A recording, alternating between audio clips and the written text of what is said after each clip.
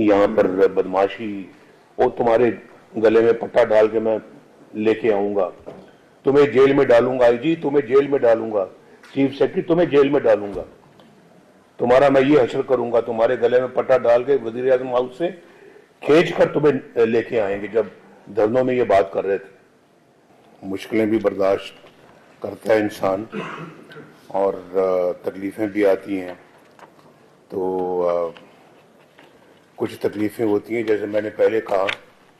کہ زندگی میں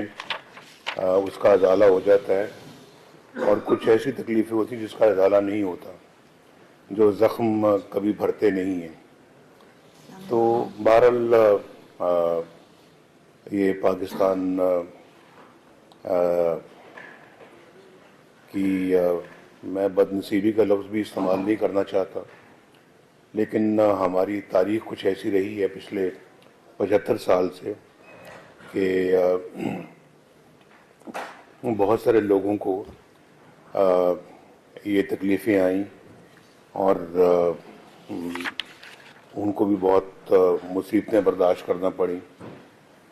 تو اس میں سے گزر کے کئی تو چلے گئے اور کئی جو ہے وہ موجود ہیں۔ تو اس کے باوجود صبر کا دامن ہاتھ سے نہیں چھوڑا، صبر کا دامن نہیں چھوڑا ہم نے، اور اب بھی اپنا یہ ہماری خواہش ہے کہ پاکستان کو مصیبتوں سے، اس گرداب سے باہر نکالا جائے اور ترقی کی راہ پہ دوبارہ ڈالا جائے پاکستان کو۔ بہت ضروری ہے یہ، آپ کے لیے بھی، ہم سب کے لیے بھی، جو بھی ملک کا اچھا سوچتے ہیں یا اس کے لیے کوئی کردار ادا کرنا چاہتے ہیں، یا سیاسی اگر ان کی کوئی خواہش ہے کہ وہ سیاست کے میدان میں آئیں، تو وہ میدان میں آئیں تو پھر یہ نیت لے کے آئیں کہ آپ نے ملک و ملت کے لیے کچھ کرنا ہے، یہ نہیں کہ بس وقت گزارنا ہے، یہ نہیں کہ بس ممبر بننا ہے، اس کے بعد اسمبلی میں تقریر کرنی ہے، حلقے میں لوگوں سے واہ واہ کروانی ہے، ایک اپنا ذاتی امیج بنانا ہے اور قد کاٹ بنانا ہے، اس کے بعد پھر ملک جو ہے وہ یا قوم کا کیا حال ہوتا ہے اس کی کوئی خبر نہیں، یہ مطمع نظر نہیں ہے۔ اگر تو سیاست کے میدان میں آنا ہے تو پھر ایک پورا پروگرام لے کر، جوش و جذبہ لے کر کہ میں نے تقدیر بدلنی ہے اپنے اس حلقے کے عوام کی، تو پھر حلقے کے عوام سے پھر وہ جب وہ اٹھتا ہے جذبہ تو پھر وہ قومی لیول تک پہنچتا ہے، تو اپنے حلقے سے پھر اپنے ضلع کے بعد پھر اپنے صوبے کی، اور صوبے کے بعد پھر اپنے ملک کی، تو یہ تو وہاں تک معاملہ جاتا ہے۔ تو اس لیے میرا خیال ہے کہ جو بھی اس میں اپنا قدم رکھے، اپنی اس کا آغاز کرے اپنی کیریئر کا سیاسی فیلڈ میں، تو وہ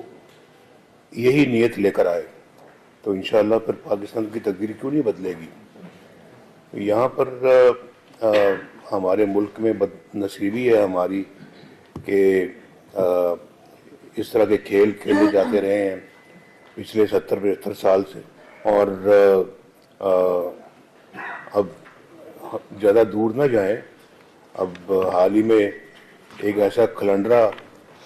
ملک پہ آ گیا یا لایا گیا جس نے پاکستان کا یہ حال، جس کو ملک کا کچھ پتہ ہی نہیں ہے، اکانومی کا کچھ پتہ ہی نہیں ہے، فورن ریلیشن کا کچھ پتہ ہی نہیں ہے، معاشرے کی کوئی خبر ہی نہیں ہے، اخلاقیات کا کچھ پتہ ہی نہیں ہے، اچھا معاشرہ کس کو کہتے ہیں اس کا پتہ ہی نہیں ہے، صرف زبانی کلامی مدینے کی ریاست مدینہ، لیکن ریاست مدینہ میں کیا ہوتا تھا اس کی کچھ خبر ہی نہیں ہے، ریاست مدینہ میں کیا سکھاتی اس کی کچھ پتہ ہی نہیں ہے، وہ دور دور تک کچھ اندازہ نہیں ہے کہ وہ کیا تھی ریاست مدینہ، اور اس میں اپنے سیاست کو چمکانے کے لیے اور دوسروں کو نیچا دکھانے کے لیے ریاست مدینہ، اور پھر ریاست مدینہ کا نام لیتے لیتے نہ تھکنے والے کا ابھی آپ سن رہے ہیں سارے قصے اور کہانیاں اس کی، اگر یہ قصے اور کہانیاں تھیں تو چپ رہتے, خاموش رہتے, کم از کم ریاست مدینہ کا نام تو نہ لیتے. تو بڑا اپنا یہ سوچنے والی باتیں ہیں. میں اپنا جب کبھی سوچتا ہوں تو پھر یہ باتیں کرنی پڑتی ہیں. اور زندگی کا پاکستان کا میرا خیال ہے کہ جہاں تک مجھے علم ہے سب سے بڑا سکینڈل جو پیسے کا, کرپشن کا یا ڈاکہ کہہ لیں آپ اس کو, وہ یہ ہے جو 190 ملین پاؤنڈ کا جو ہے. اس میں تو کوئی شبہ ہی نہیں ہے, کوئی شبہ ہے ہی نہیں کسی کو کہ یہ سب سے بڑا سکینڈل تھا. اور سکینڈل کا سب سے بڑا ثبوت وہ ہے کہ یہ بند لفافہ لہرا کے کہہ رہے ہیں وہ لوگ کہ جی اس بند لفافے پہ ہی آپ دستخط کر دیں اور اپنی ایگریمنٹ دے دیں, اپروول دے دیں. بھئی لفافہ کھول کے تو دکھاؤ اس میں ہے کیا.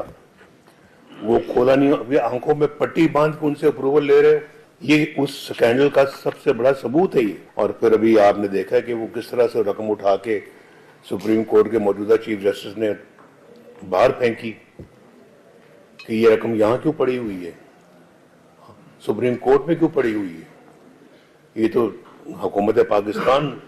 کا پیسہ وہاں جانا چاہیے. تو بند لفافہ پہ اپروول لے کر رقم وہاں جمع کروائی. کتنی بڑی ہیرا پھیری, کتنی بڑی یہ دھاندلی, کتنی بڑی کرپشن, کتنا بڑا ڈاکہ. اور پھر کہتے جی کہ بجلی کی قیمتیں بڑھ گئی. بجلی کی تم 60 ارب روپے کھا جاؤ گے قوم کا, تو بجلی کی قیمت نہیں بڑھے گی تو کیا بڑھے گا پھر. یہ 60 ارب روپیہ اگر نہ تم کھاتے تو شاید 200-300 یونٹ والے لوگ جو ہے نا ان کو ہم مفت بجلی دیتے. تو اس طرح سے اور ہم الزام ہم پہ لگاتے ہو کہ بیٹے سے تنخواہ نہیں لی اور سزائیں ہمیں دلواتے ہو. اور دیکھیں کتنے افسوس کی بات. یعنی ہمارے اوپر تو یہ چارجز ہیں جس کے لیے جیلوں میں بھی ڈالا گیا, جس کے لیے سزائیں بھی دی گئیں, اور جس کے لیے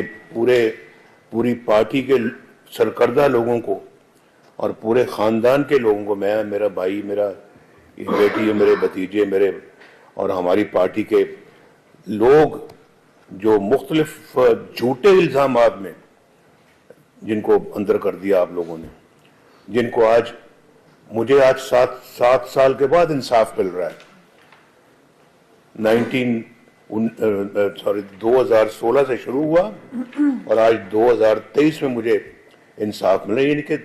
ظلم تو آپ نے ڈھایا, لیکن ظلم کا ازالہ کرتے کرتے کتنے سال لگ گئے. آج بھی میں مقدمے بھگت رہا ہوں, اور جھوٹے مقدمے, سرٹیفکیٹ لگا ہائی کورٹ کا کہ یہ سب بوگس تھے. اب جنہوں نے بوگس مقدمے بنائے ہیں, کوئی ان سے پوچھے گا کہ آپ نے کیوں بنائے؟ کوئی ان سے بات کرے گا کیوں بنائے؟ جج بول رہا ہے وہ شوکت عزیز صدیقی کہ میرے پاس جنرل فیض آیا, میرے پاس آ کے یہ کہا انہوں نے, آ کے ہماری تو 2 سال کی محنت ضائع ہو جائے گی اگر نواز شریف کو اور اس کی بیٹی کو اگر آپ نے جیل سے باہر آنے دیا. اب بتائیں مجھے, خود ثاقب نثار کی آڈیو ٹیپ ہے کہ یہ تو ہم نے تو ان کو اندر رکھنا ہے اور عمران خان کو لانا ہے.